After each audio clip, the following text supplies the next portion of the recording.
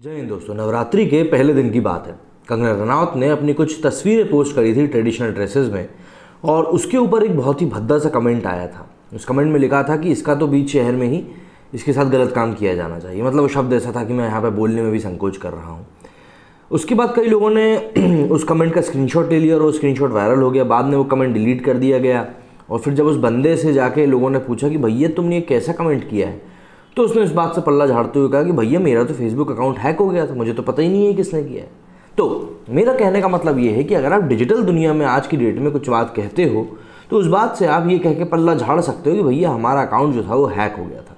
लेकिन यदि आपको कोई आपके ही चेहरे से कहता हुआ कुछ सुन ले और उस सुनी हुई बात को रिकॉर्ड कर ले, वो भी वीडियो में, तो फिर इस बात से पल्ला झाड़ना बहुत हद तक मुश्किल हो जाता है कि भैया आपका जो दिमाग था वो हैक हो गया था, या आपके दिमाग के ऊपर किसी और जिन्न का साया था जिसने आपसे वो बात बुलवा दी।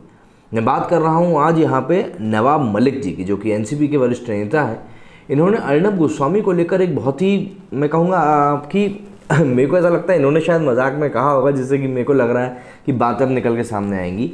पर जिस कॉन्टेक्स्ट में वहाँ पे बातें चल रही थी, जो अर्नब गोस्वामी की जो रिपोर्टर वहाँ पे मौजूद थी, उन्होंने उनसे सवाल किया कि भाई आप लोग रिपब्लिक भारत के पीछे क्यों पड़े हुए हो, या इस तरह की जो उन्होंने बातें कही। तो इसके जवाब में उन्होंने कहा कि भाई पूरी टीम बैठी हुई है, अर्नब तो फंसेगा ही, अभी ये टीआरपी स्कैम चल रहा है, अभी कुछ दिनों में एक नया मामला निकल के आ जाएगा और फिर हो सकता है कि अर्नब सुसाइड कर ले, क्योंकि जिस तरीके से वो अपने आप को बना के बैठ चुका है, उसे लग रहा है कि वो जहाँ है वहाँ से वो सारी चीज़ों को कर सकता है, उसके दिमाग से ही सारी चीज़ें होंगी। लेकिन जैसे ही बबल फटेगा उसको समझ में आएगा ये सब फेक है, तो उसका दिमाग ख़राब हो जाएगा। और ये इस तरह की कुछ और बातें उन्होंने कही इस चीज़ में। अब यहाँ पे इस बात के ऊपर बवाल इसलिए खड़ा होता जा रहा है क्योंकि जिस तरीके से रिपब्लिक भारत का मामला पूरी मीडिया में उठाया गया है, और ये सब शुरू हुआ था, मैं आपको बता दूं 8 अक्टूबर से, जब मुंबई पुलिस कमिश्नर ने सामने आके एक बयान दिया था प्रेस कॉन्फ्रेंस में, जिसमें उन्होंने कहा था कि भाई रिपब्लिक का नाम जो है वो सस्पिशन लिस्ट में सामने आया है फेक टीआरपी ट्रेंड के मामले में। और उसके बाद से ही अर्नब गोस्वामी लगातार इस बात को लेकर एड्रेस कर रहे हैं कि भाई ये पूरा मामला सिर्फ और सिर्फ मुझे फंसाने के लिए किया जा रहा है। और फिर अब ऐसी बात का खुलासा हो जाना जिसमें कि ये बात क्लियर कट समझ में आ जाए कि भाई सामने वाला जो है फंसाने की ही कोशिश कर रहा है। अगर तो इस स्टिंग ऑपरेशन में थोड़ी बहुत भी सच्चाई है, वैसे तो सच्चाई लग रही है, पर अब देखना ये होगा कि किस तरीके से इसके ऊपर दूसरे लोग बातें निकाल के सामने लेके आते हैं। क्योंकि यहाँ पे माजिद मेमन जो है, जो एनसीपी के एक और वरिष्ठ नेता हैं, उनका बयान इसके ऊपर सामने आया। उन्होंने कहा कि आज की डेट में जिस तरीके से कि मीडिया काम कर रहा है चाहे वो पर्सनल एजेंडा हो या प्रोफेशनल एजेंडा हो, जिसको भी लेके काम कर रहा है, वो मीडिया को ये चीज़ समझनी चाहिए कि भाई उनकी गरिमा कहाँ तक है, उनको क्या चीज़ बोलनी चाहिए और क्या चीज़ नहीं बोलनी चाहिए। ऐसे में उन्होंने इलेक्ट्रॉनिक मीडिया का नाम लेते हुए कहा कि सबसे पहले तो ज़रूरत है नकेल कसने की इलेक्ट्रॉनिक मीडिया के ऊपर, क्योंकि इससे कई लोगों को परेशानी हो जाती है।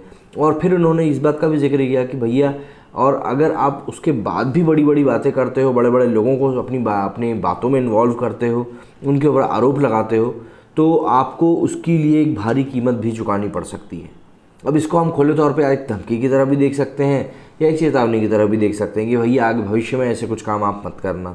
लेकिन जिस तरह की विचारधारा निकल के सामने आई है, और जो काफ़ी समय से बातचीत चल रही है कि भाई अर्नब गोस्वामी का जो चैनल है उसके ऊपर गाज गिर सकती है, क्योंकि वो लगातार ऐसी चीज़ों के बारे में बात कर रहा है जो महाराष्ट्र की स्टेट गवर्नमेंट को बिल्कुल पसंद नहीं आ रही है। तो ऐसे में रिपब्लिक भारत के ऊपर अभी एक बात ये भी आई थी कि भैया वहाँ के लोकल केबल ऑपरेटर्स को इस बात का निर्देश दिया गया था कि भाई आप लोग रिपब्लिक भारत का टेलीकास्ट नहीं करेंगे। हालांकि हमने पिछले पास में कुछ दिनों में ये चीज़ें देखी कि इस तरीके से एनडीटीवी के पत्रकार थे, जो कि उन्होंने एक फ़ोटो पोस्ट करी थी ट्विटर पर, जिसमें कि आपको बैकग्राउंड में साफ साफ रिपब्लिक भारत चलता हुआ दिख जाएगा। तो अब जबकि ये बातें निकल के सामने आई हैं, तो एक चीज़ समझना बहुत ज़्यादा ज़रूरी हो चुकी है कि भैया आखिर किस चीज़ के तहत जो टीम बैठी हुई है, सब इस बारे में बात कर रहे हैं, जिस तरह की जो बातें निकल के सामने आ रही हैं, ये इसका मतलब क्या है। क्योंकि अगर मैं तो भैया मान लेता हूँ, चलो इन बातों में कोई सच्चाई नहीं है, जो लोग ये वीडियो को देख के ये बोल रहे हैं कि भैया ये चीज़ें गलत हैं, आप लोगों की बात मानने के लिए मैं ये चीज़ बोल देता हूँ कि भैया ये चीज़ सरासर गलत है, मान ली मैंने ये बात। लेकिन अगर इस बात में 1 से 2% भी सच्चाई है, तो फिर उसका मतलब क्या है, हमें ये समझना होगा। और अगर हम ये चीज़ अभी भी नहीं समझ पाते हैं, तो मुझे ऐसा लगता है कि हम लोग हमारे डेमोक्रेसी के चौथे स्तंभ को हिला रहे हैं। हिलाने की ज़रूरत इसलिए पड़ रही है क्योंकि फेक न्यूज़ इतनी चल रही है। भाई टीआरपी स्कैम में टीआरपी को बताना बार्क ने बंद क्यों किया? टीआरपी को बाद में बताना बंद इसलिए किया क्योंकि ये लोग हमारी टीआरपी ज़्यादा है, हम नंबर 1 है, ये सब कह के वो लोगों को बेवकूफ़ भी बनाते हैं, प्लस एडवर्टाइज़र्स को भी बेवकूफ़ बनाते हैं, जैसा कि मैंने अपने पिछले वीडियो में भी आप लोगों को बताया था। लेकिन इस स्टिंग ऑपरेशन में कई सारी बातें ऐसी हैं जिसमें कि रिपब्लिक भारत ने अपोजिशन को रंगे हाथों पकड़ लिया है, और यहाँ पे हर एक बड़े नेता की जवाबदेही बहुत ज़्यादा ज़रूरी हो जाएगी। अनिल देशमुख को एक रिपब्लिक भारत के रिपोर्टर ने जब उनसे सवाल किया कि भैया अर्नब को क्यों फंसाया जा रहा है, क्यों लगातार अर्नब गोस्वामी के शो को टारगेट किया जा रहा है, तो इसके ऊपर अनिल देशमुख ने कुछ कहा नहीं, बस चुपचाप दूसरे रिपोर्टर्स को एड्रेस करने लगे और धीरे से फिर वहाँ से वो चले गए। तो इस तरह की जो बातें हैं जो सामने आ रही हैं, प्लस जो एक पूरी प्लानिंग वाली जो बात सामने निकल के आई है कि भाई इस चीज़ को लेकर पूरी एक प्लानिंग हुई है जिसके तहत अब काम किया जाना है और उसी के हिसाब से फिर लोग उसके ऊपर रिएक्ट भी करेंगे। मतलब सीधी सी बात है ना, अगर कोई बंदा अपने साथ ऐसा गलत काम कर लेता है जैसा कि आप लोग बोल रहे हो, तो फिर आप लोग ये कहना शुरू कर दोगे कि भैया ये तो बहुत ज़्यादा डिप्रेसिव बंदा था, झेल नहीं पाया प्रेशर को, अगर हम लोग उसकी जगह होते तो ऐसा कदम कभी नहीं उठाते। तो कुछ इस तरह की बातें जो हैं हमारे समाज में निकल के सामने आने वाली रहती हैं जब भी कुछ ऐसी घटना घटित होती है। लेकिन इस पूरे प्रकरण में सबसे बड़ी बात जो सामने निकल के आई है और जो निकलनी भी चाहिए वो ये कि क्या मानसिकता है लोगों की सामने वाले को लेकर। अगर आपको किसी भी व्यक्ति विशेष का काम अच्छा नहीं लग रहा है तो आपको ये हक बिल्कुल नहीं मिलता है कि आप उसकी ज़िंदगी को लेकर सवाल खड़े करें।